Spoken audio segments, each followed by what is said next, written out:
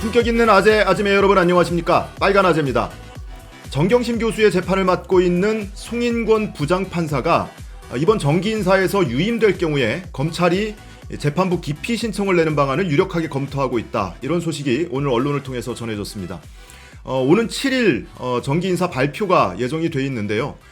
송인권 부장의 경우에는 서울중앙지법에 발령을 받은 지가 만 3년이 됐습니다. 그래서 통상의 경우로 따지면 전보 발령을 날 시기가 되기는 했어요. 그런데 아주 특정한 경우에 예를 들어서 중대한 사건의 재판 진행, 소송 지휘를 지속시키기 위해서 필요한 경우에 또는 아주 중요한 사건의 구속사건을 재판을 지휘하고 있는 경우, 이런 경우에 본인의 의견을 존중을 해서 유임되는 경우도 왕왕 있습니다. 그래서 사사건건 재판부하고 대립각을 세워온 검찰 입장에서는 송인권 부장판사가 지휘하고 있는 소송이 마음에 안 드는 겁니다. 그래서 어떻게든지 만약에 유임될 경우에는 기피 신청을 내기 위해서 이렇게 명분 축적용으로 이런 기사를 흘려서 이런 기사가 나게 하지 않았나 하는 생각이 들고요. 실제로 기사문에 보면 검찰 관계자 말을 인용을 해서 송 부장의 재판 진행 방식에 문제가 있다. 그래서 교체 여부에 주목하고 있는데 만약에 유임될 경우에는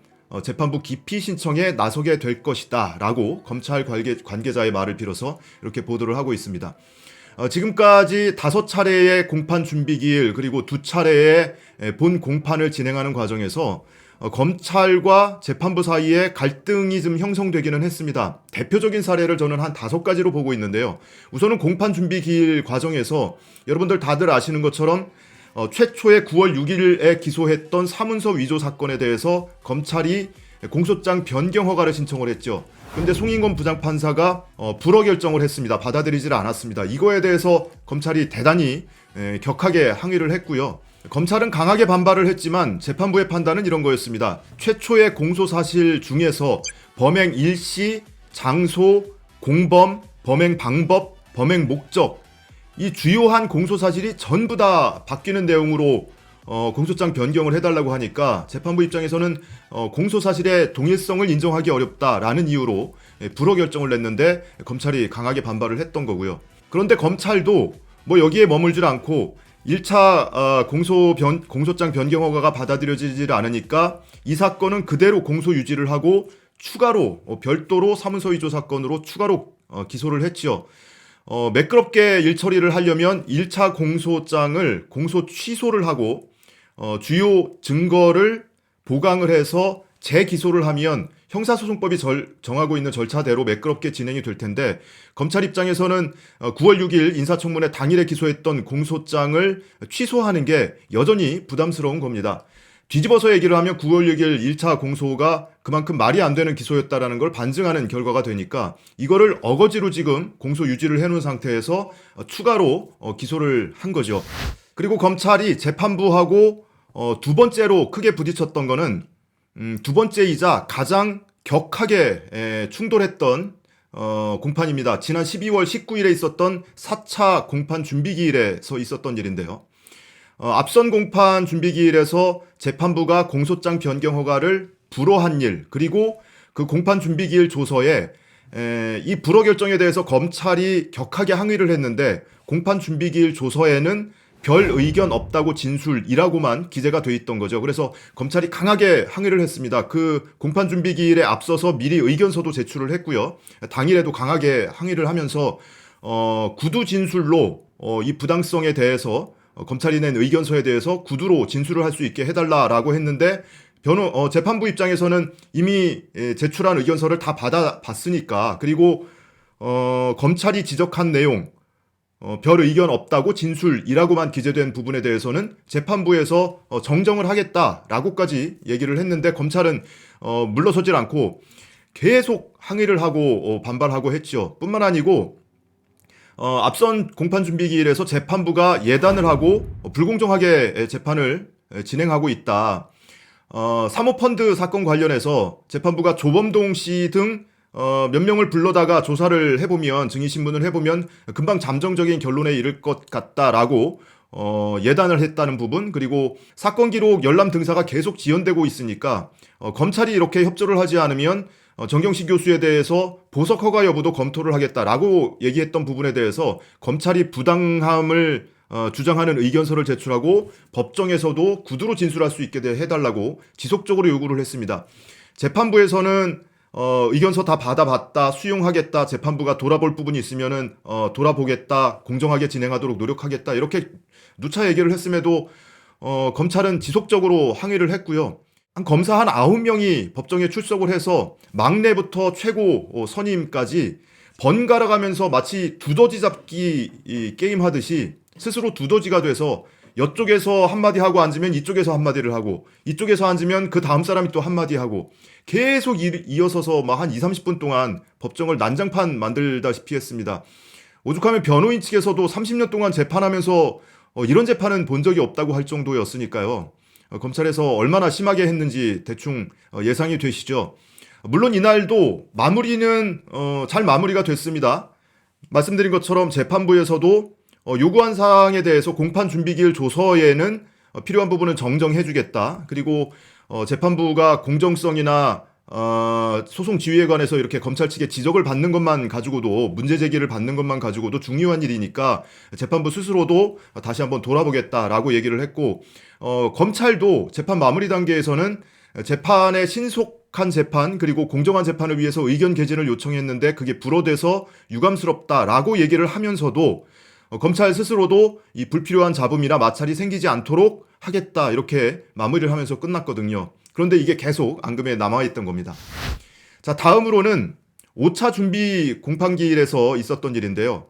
4차 공판 준비기일에서 검찰이 이렇게 난리를 치고, 심지어 언론 플레이를 하기 위해서 재판부를 향해서 얘기를 하는 게 아니고 기자단을 향해서 취재를 하고 있는 방청석 쪽을 향해서 진술을 하고 주장을 할 정도로 언론 플레이에 굉장히 공을 들이는 모습을 보였습니다. 그러다 보니까 재판부 입장에서는 공판 준비 기일만 지금 몇 달째 끌고 있으니까 본 공판을 지금 들어가지도 못하고 있단 말이죠. 그러니까 공판 준비 기일을 어떻게든 좀 마무리를 짓고 빨리 본 재판에 들어가야 되겠다라는 취지에서 검찰이 하도 언론 플레이를 하니까 그러면은 기자단이고 방청객이고 입장 없이 비공개로 공판 준비 기일을 진행을 했던 겁니다. 그래서 실제로 재판부 의도대로 공판 준비기일 5차례나 끌어오던 공판 준비기일이 그날 마무리가 됐고요. 그 다음 기일부터는 본격적인 재판이 시작이 됐던 거거든요. 그런데 이 5차 공판 준비기일에 대한 비공개 결정에 대해서도 검찰은 비공개 결정의 부당성을 주장하는 의견을 냈고요. 당일에도 왜 비공개 결정을 하냐, 이런 항의를 하기도 했었죠. 자, 이렇게 부딪힌 게 한 번 있었고요. 그리고 5번째는 지난주에 있었던 2차 공판에서 재판부가 조국 교수의 사건과 정경심 교수의 사건을 병합해달라는 검찰의 요청을 받아들이지 않고, 병합하지 않고 별도로 심리를 하기로 했습니다. 서로 다른 재판부에서 맡고 있거든요. 그러다 보니까 조국 교수의 사건을 맡고 있는 재판부와도 상의를 했는데 그쪽에서도 동의하지 않는다. 병합 결정에 동의하지 않는다. 그래서 구체적으로는 사유를 얘기하기 어렵지만 양쪽 재판부가 협의한 결과에 따라서 병합하지 않고 별개 사건으로 진행한다라고 했는데, 이것에 대해서도 검찰이 발끈하고 일어서면서 왜 병합하지 않느냐, 그 이유가 뭐냐, 구체적으로 얘기를 해달라, 뭐 이러면서 항의를 하기도 했습니다. 이렇게 지금까지 공판 준비 기일이 5차례 진행되고 본 공판이 2차례 진행되는 과정에서 건건이 검찰이 재판부의 소송 지휘에 불만을 드러내기도 했습니다. 그럴 수밖에 없는 게, 객관적 입장에서 보면 검찰의 1차 공소가 얼마나 허술했는지, 그리고 허술했기 때문에 공소장 변경 신청도 받아들여질 수가 없었던 거죠. 그리고 검찰이 끊임없이 언론 플레이를 지금 하고 있잖아요. 여러분 기억하시는 것만 하더라도 아까 말씀드린 공판 준비기일 과정에서 재판부를 향해서 뭔가 의견 개진을 하는 게 아니고 기자들 보고 기사를 써달라는 식으로 아주 노골적으로 기자단을 향해서 진술을 한다거나, 또는 지난번 재판 기일에 꾸기 문자 기억나세요? 정경심 교수하고 조국 교수하고 주고받은 문자 메시지를 화면에 공개를 하면서 거기에 정경심 교수가 조국 교수를 꾸기라고 이름을 기재해 놓은 게 그대로 언론에 노출되면서 마치 조롱하듯이 또는 사건 자체를 희화화하듯이 하는 기사가 쏟아졌었습니다. 이런 식으로 언론 플레이를 하고 있고요. 바로 지난주에 있었던 2차 공판에서도 여러분 기억하시는 것처럼 내 꿈은 강남에 건물 갖는 것, 강남 건물주의 꿈이라는 타이틀을 달고 기사가 막 쏟아졌잖아요.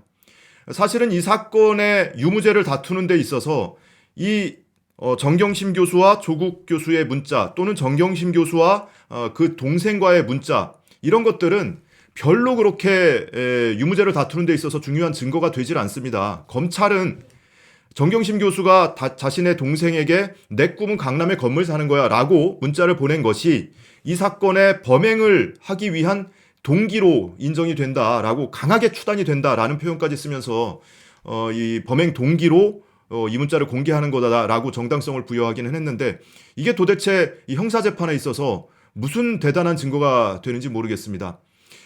제 느낌으로는 검찰이 매번 이렇게 공판에 나오기 전에 여러 가지 이제 증거 조사를 지금 하고 있잖아요. 하면서 이번 공판에서는 어떤 지점에 어떤 키워드를 기사의 타이틀로 삼을 것인지 미리 정하고 나오는 것 같아요. 그래서 꾸기 문자라든지 건물주 꿈이라든지 이런 타이틀을 미리 정하고 제가 이런 일본식 표현을 쓰면 또 여러분들이 지적을 하기도 하는데 기자들 사이에서는 야마를 뽑는다고 합니다. 우리말로 하면 기사의 핵심 주제 정도가 되겠죠. 이 야마를 미리 검찰이 정해서 나오는 거예요. 그래서 그 관련된 진술을 할 때는 기자단을 향해서 여러분 이 내용으로 기사를 써주십시오 하듯이 굉장히 힘주어서 얘기를 합니다. 그거를 기자단도 하루 종일 재판 내용을 지켜보는 기자도 있고 번갈아 가면서 뭐 한두 시간씩 보기도 하는데 검찰이 그렇게 강하게 주장을 하면 기자들 입장에서도 굉장히 섹시하잖아요. 워딩 자체가 굉장히 섹시하지 않습니까? 그러니까 거기에 따옴표 쳐서 타이틀 달아서 보도를 하고 있는 겁니다. 그 오늘 검사 얘기하는 것들 중에서 뭐 정보를 이용해서 부당한 이득을 얻었다라든가 제대로 그 거짓 보고를 했다라든가 이런 여러 가지 법률적 사실적 쟁점이 있는데 다소 법률적 사실적 쟁점과 어긋나는 쟁점에서 좀 비껴서는 여러 가지 것들을 많이 이야기하는 것 같았었습니다. 검찰이 이런 식으로 아주 소송을 굉장히 희화화시켜서 재판을 지금 진행하고 있는데 오히려 자신의 주장이 그대로 받아들여지지 않는 대목들이 나오니까 재판부를 향해서 재판부를 이렇게 공격을 하고 있는 겁니다. 물론 재판부 기피 신청을 하더라도 이것이 인용될 확률은 굉장히 적습니다. 지금까지 기록을 보더라도 1%가 채 안 된다고 하니까 받아들여질 가능성이 얼마나 될지는 모르겠어요. 물론 그에 앞서서 이번 정기 인사에서 송인권 부장판사가 유임될지 전보될지 그것부터 한번 봐야 되겠죠. 어찌됐든 내일 이제 정경심 교수의 3차 공판이 열립니다. 지난번 2차 공판에서는 업무상 횡령 혐의에 대해서 그 전 공판에서 검찰의 서증조사가 있었고 지난주 2차 공판에서는 오전에 변호인 측의 서증조사가 있었습니다. 반박이 있었죠.